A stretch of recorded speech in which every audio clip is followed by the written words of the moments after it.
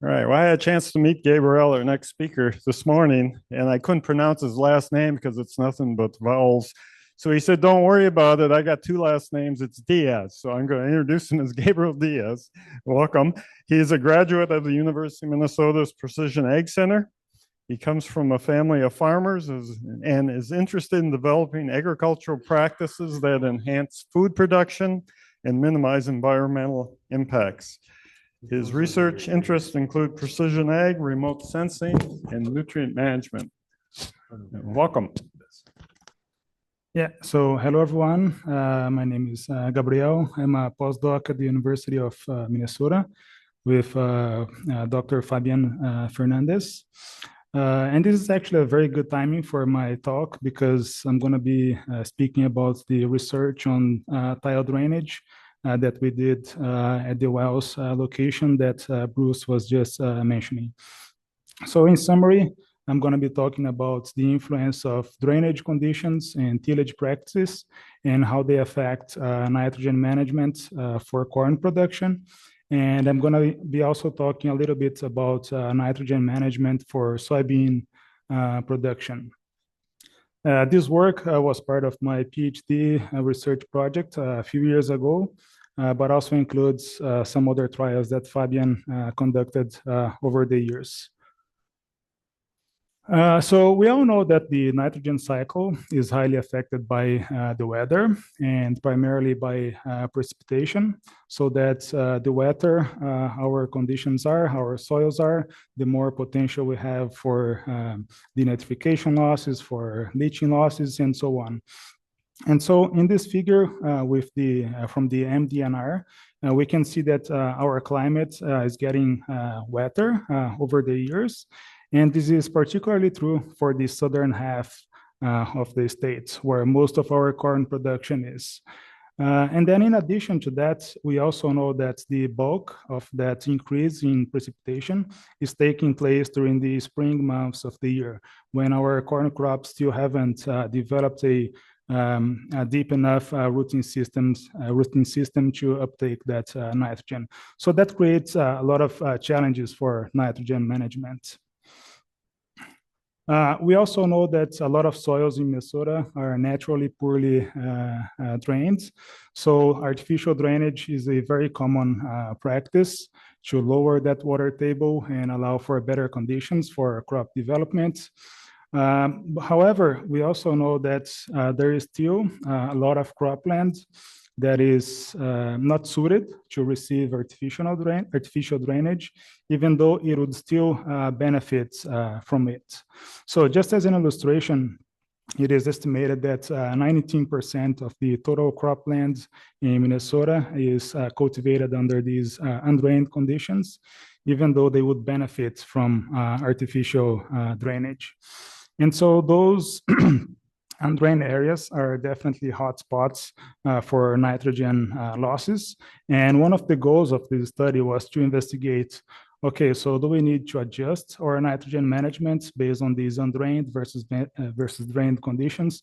Do we need to adjust our nitrogen rates, our application timings, and so on? And then in addition to weather and drainage, we also know that tillage may also affect the nitrogen cycle. Conventional tillage is very common in Minnesota, but there is also increasing interest in conservation tillage practices like the strip tillage and the no-till system. So we also investigated how drainage interacts with different tillage practices to affect nitrogen management. So I broke down this presentation in 4 different studies. In the first one, I'll be talking about the influence of drainage conditions, so drained versus undrained plots, and how they affect nitrogen management for corn in a conventional tillage system. So here, just looking at the conventional tillage system. And this is because we had more years of data for the conventional tillage. So we did a longer study for that system. And then in the second study, I'm going to include the comparisons of how both drainage and tillage interact to affect nitrogen management. And then in the third study, we are looking more at soybeans. So nitrogen fertilizer applications made directly to soybeans. So does it make sense? Are there any type of environments where it makes sense to apply any nitrogen to soybeans? And then lastly, it was a season-long mineralization study under those drained versus undrained conditions. So just to see if, okay, do we get more nitrogen coming from the soil in drained versus undrained conditions, how those things compare. So just going quickly with some of the materials and methods. This study was conducted near wells on a 10-acre field that had the Nicolette and the Marna soil series as the main ones, and both of these soil series have drainage issues. And then once we had identified fields that would be suited for a good drainage study, they installed a artificial drainage system across the entire fields in 2011, I believe. And then in order to create plots that were either drained or undrained, they kept the controlled drainage structures fully closed for the undrained plots and then fully opened for the drained plots. And then once those were established, they were kept like that. Just an overview of the experimental layout. So each block was divided was assigned to be either a drained or an undrained plot. And then we initiated a corn and soybean rotation within each of those blocks. And then from 2014 to 2016, all of the blocks were managed as conventional tillage.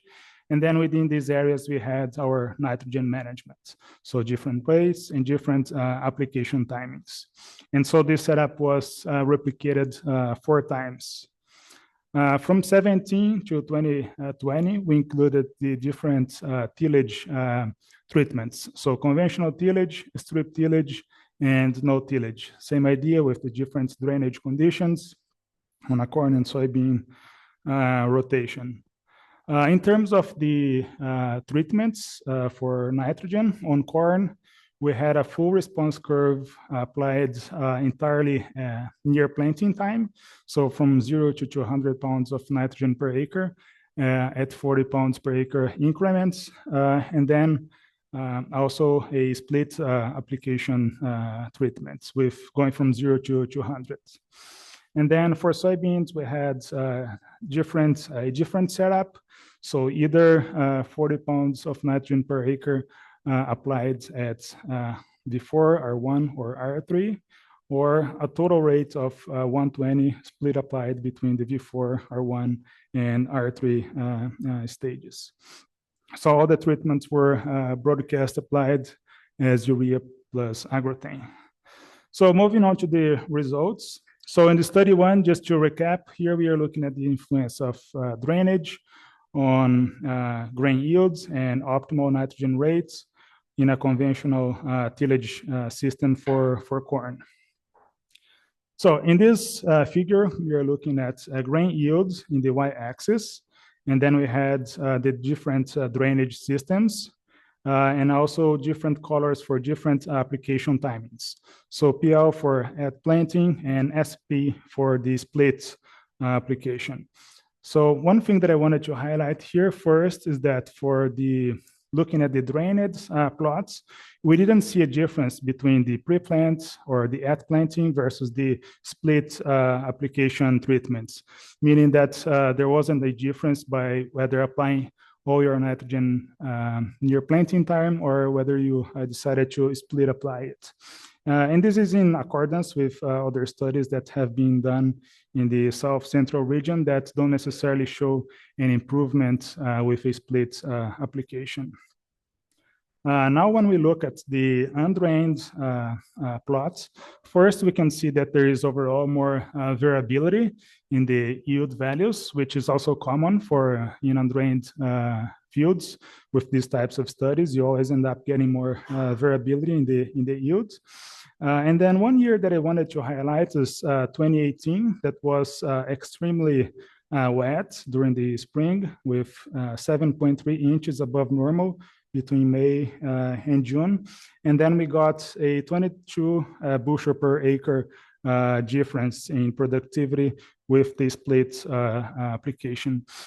So it didn't happen every year, but indicates that there may be a better benefit with the split application with when you have undrained fields. And then now looking at the averages for yields over the years. So comparing drained versus undrained, drained versus undrained plots, we can see that there was about a 9 to 7% difference in productivity, with the drained plots yielding higher than the undrained.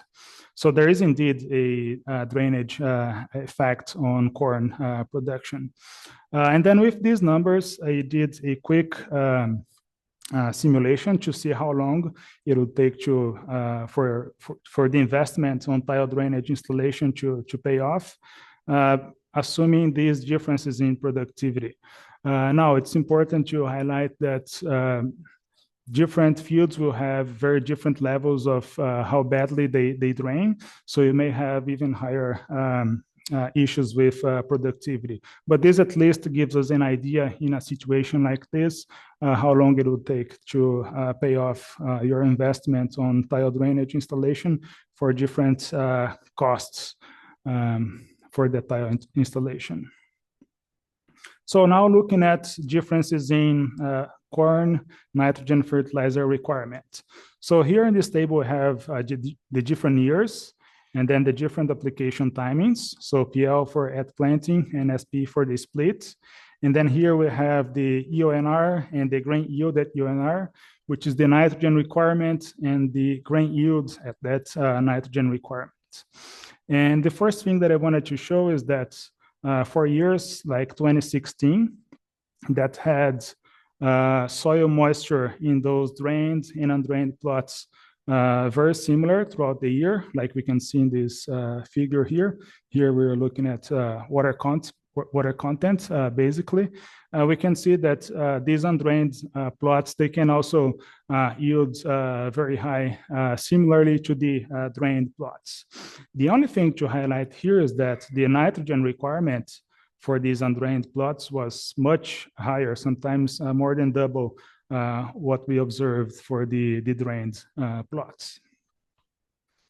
Another year to highlight is 2018, that had a very wet spring.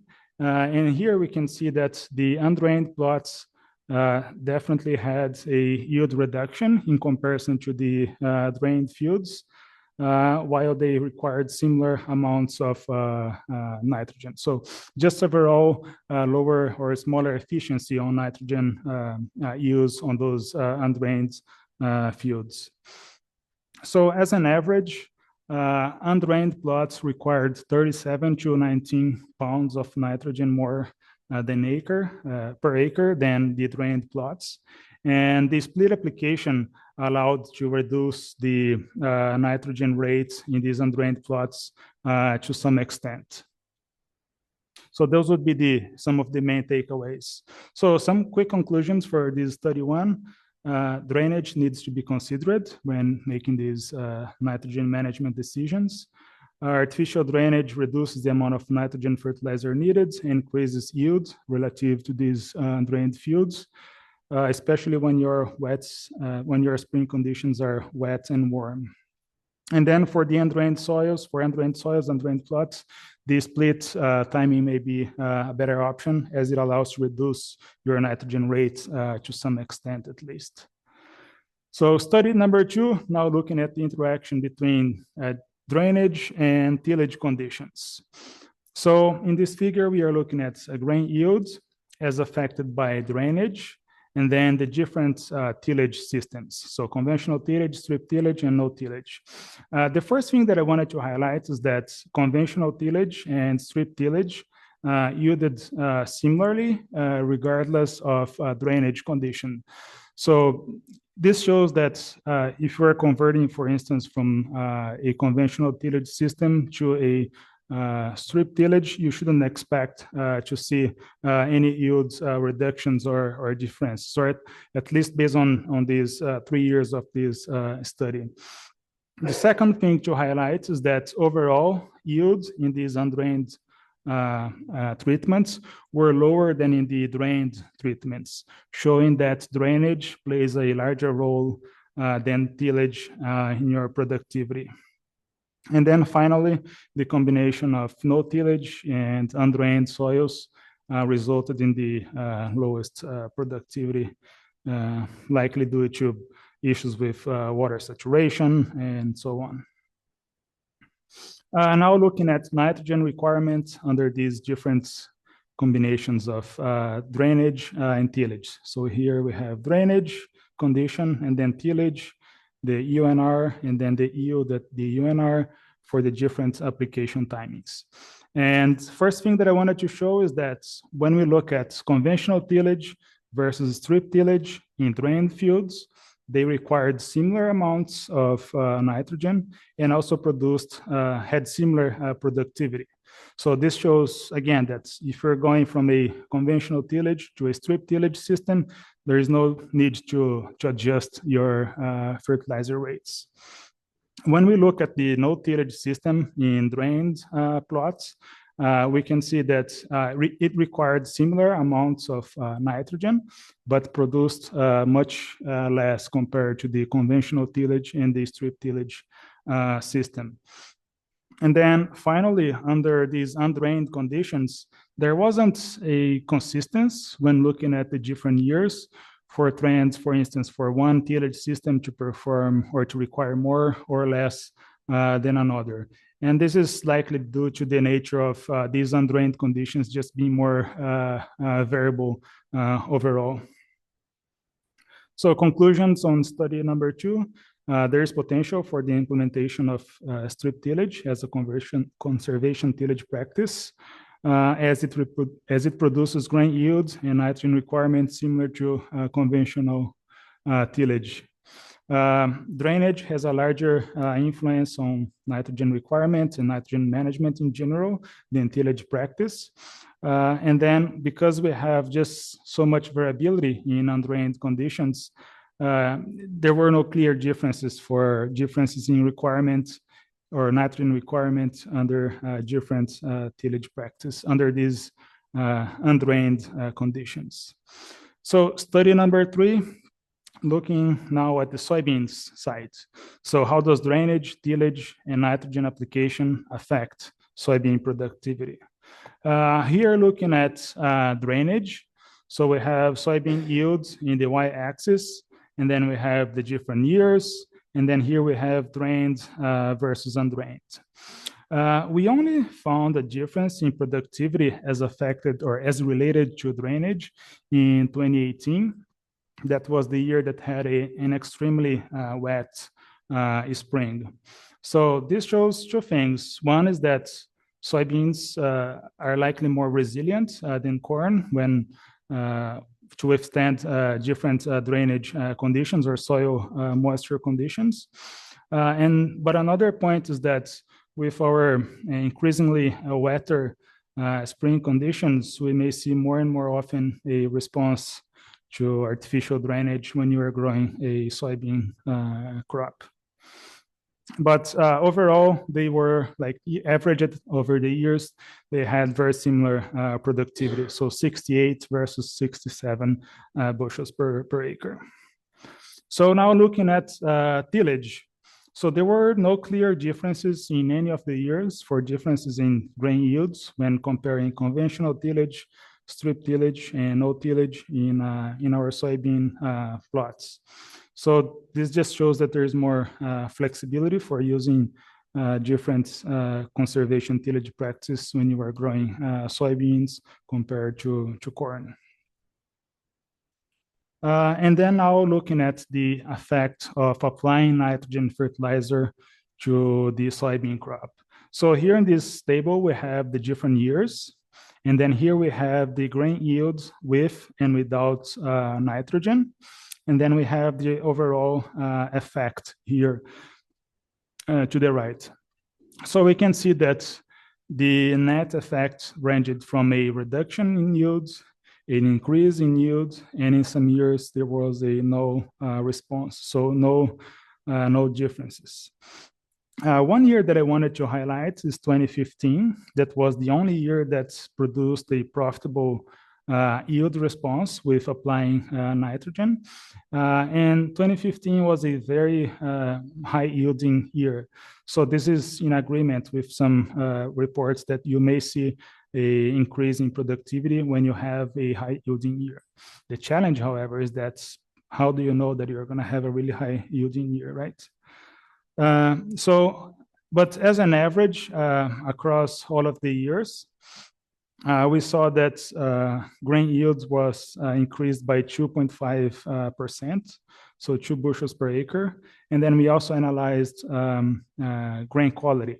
So oil content also increased by 1%, but our protein content reduced by 1.8%. And then as an average, our profit margins also decreased by 2.5% or $18 per acre. So overall, it's hard to recommend a nitrogen application to soybean plots given this variability, and that in most often than not, you're going to have a no response. And then even when you have a response, it rarely pays off. The investments or the increase in productivity doesn't necessarily result in a profitable increases in yields. So study number 3, conclusions. So soybean responds to artificial drainage only with excessively wet spring conditions. And this may become more relevant if our climates and our spring conditions increase to get increasingly wetter. Soybeans is less affected by soil drainage and tillage practice in comparison to corn. And then, like I was saying, nitrogen applications for soybeans are not recommended. They most often result in profit losses and may increase the risk of environmental losses as well. So now study number 4, looking at season-long mineralization of nitrogen in drained versus undrained soils. So this study was conducted in 2014 and 15. And so here we are looking first or initially at the results for 2014. And here we have nitrogen content in the y-axis. And then we have the dates of the year in the x-axis. And then we have corn and soybeans without and with nitrogen fertilizer. So the first thing that we can see is that there was less nitrogen mineralization in the soybean plots in comparison to the corn plots. And this may be because we have the soybean residue in the corn plots that had a higher nitrogen content, which favored mineralization. And then when we add nitrogen fertilizer on both the drained and the undrained conditions, we also got an increase in nitrogen or in mineralization. So this is likely related to a priming effect that when you add some nitrogen to the system, that speeds up the decomposition of organic matter by the microbial communities in the soil. And then this was kind of interesting because so drained plots had greater nitrogen mineralization than undrained. So no, in this case, actually the undrained plots had more mineralization than the drained, which was kind of a surprise because I would expect that under drained conditions, you'd have more soil aeration, which would favor mineralization of soil organic matter. So this was an interesting result. And then when we look at 2015, we saw some of similar results. So more mineralization, soybean less mineralization than corn. And then adding nitrogen in drained plots increased nitrogen mineralization. But when we saw that, when we looked at the undrained plots, it didn't happen. And then drained had a greater nitrogen mineralization than undrained, yes, but only for the fertilizer treatment. So it was very inconsistent, the results in the different years, which shows that nitrogen mineralization is highly weather dependent. It is related to your residue. And it also shows some inconsistent results, even when you try to measure it in the field. So that's maybe relevant when we think about using some of these crop models that attempt to estimate how much nitrogen mineralization you're going to have. They try to estimate your soil or your nitrogen cycle, your nitrogen balance overall. And that's a very challenging thing because even when we measured these things in the field, they provided results that were not necessarily what we were expecting. So just as quick conclusions here, nitrogen mineralization is affected by weather, fertilizer nitrogen, and crop residue in the soil. And then when we apply nitrogen fertilizer, we can increase mineralization. But there is also a lot of year-to-year variability, which makes it very challenging to reliably measure. So just a summary as key findings over the 4 different studies. Nitrogen management strategies should be drainage specific, as optimal practices differ between drained and undrained soils. Split applications are especially beneficial in undrained conditions. Strip tillage can be adopted as a conservation tillage practice on both corn and soybeans. And then there is little utility in applying nitrogen to soybean. And then artificial drainage may become increasingly more relevant as we think about our spring conditions becoming more and more wet, especially in the south central and southeastern parts of the state. And then finally, weather variability limits nitrogen mineralization predictability, highlighting limitations of in-season nitrogen modeling. So with that, I'd like to open it to questions.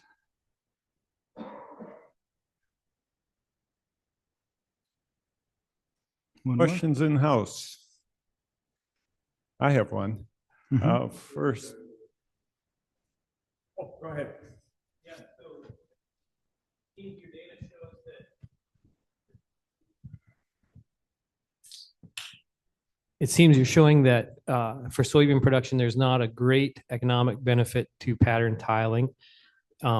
But in one of the earlier slides, you showed an estimate to the return to tiling. Was that based simply on corn? And if so, yeah, that was based simply on so corn. in an average corn soybean rotation, you would have to double that estimate probably. Is that the correct conclusion? Yeah, that's a very good point. Yeah, that's a very, very good point. So those numbers were just like a rough estimation to have an idea of what those numbers would look like. But considering a corn and soybean rotation, yeah, so those numbers would likely be doubled.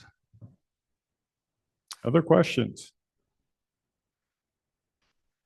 I have one for you, Gabriel. Other states surrounding us that have a lot of tile drainage, like Illinois, Iowa, do they have specific or different nitrogen recommendations for drain versus undrained fields? I don't think they do. I don't think there is this separation. I know that there was a very large study made by Castellano in Iowa, where they looked at using models to estimate those nitrogen requirements, but I don't think it is a part of their nitrogen recommendations. I don't know for sure, but I don't think so, based on what I last knew. Other questions? All right, let's give them a hand. Thank you.